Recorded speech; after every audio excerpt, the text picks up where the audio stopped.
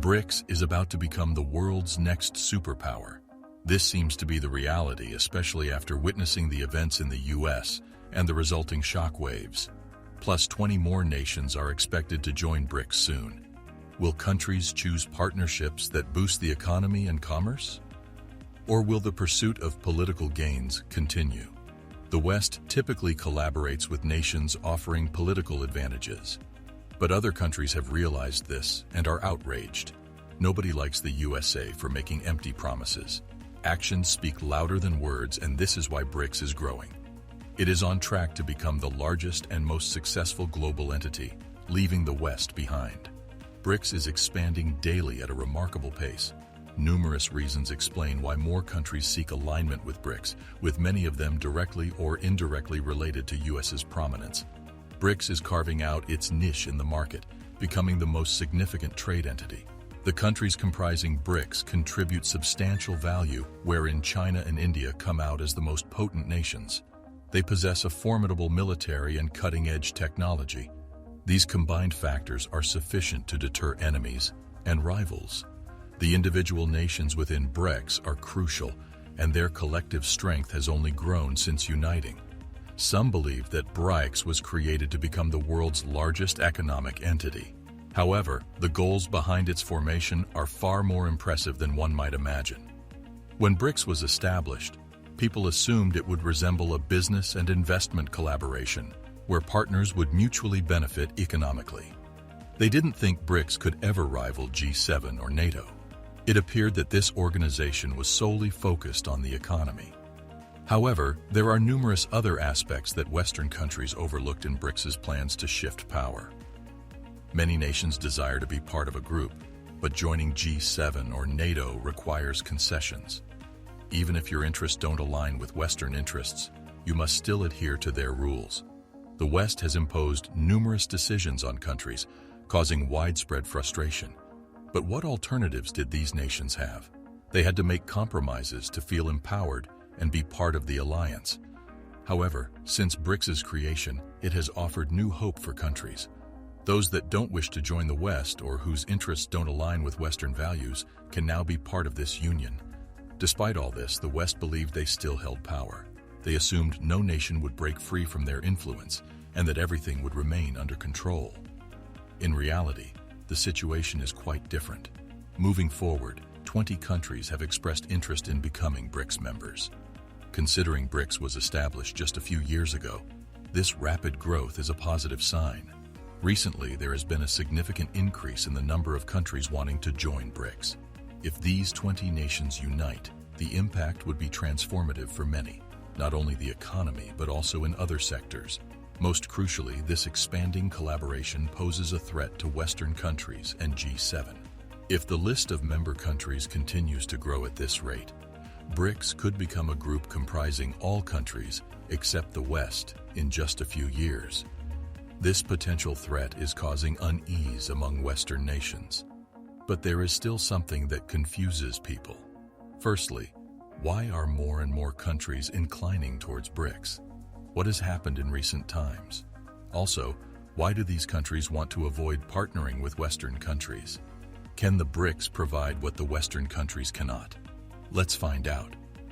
Recently, the members of BRICS have mentioned opening their doors to other nations to join the unit.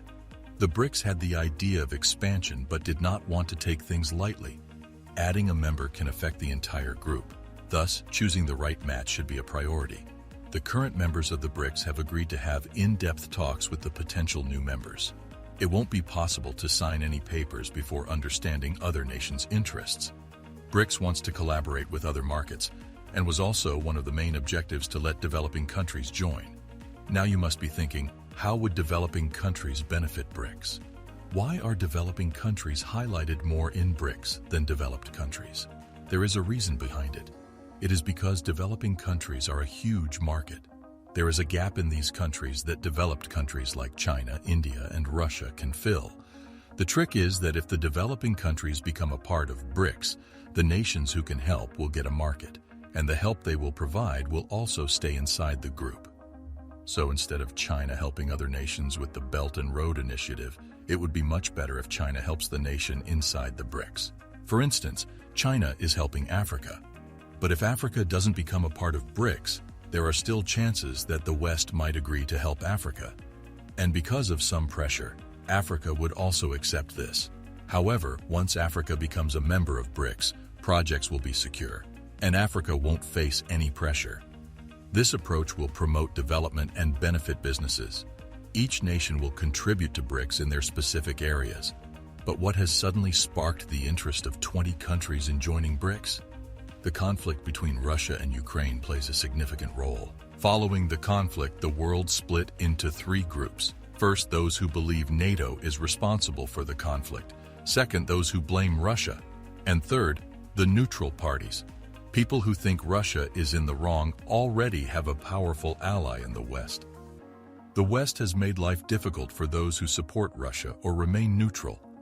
They often resort to illicit and underhanded tactics in politics. Western sanctions have reached new heights, and even nations far from the conflict can sense the tension. They feel that Western cooperation can be overly controlling, attempting to force nations to comply with their desires. Under these circumstances, conducting simple business becomes challenging. Cooperation with the West is not based on legal interests, but rather on political gains. This situation has influenced how nations envision their future.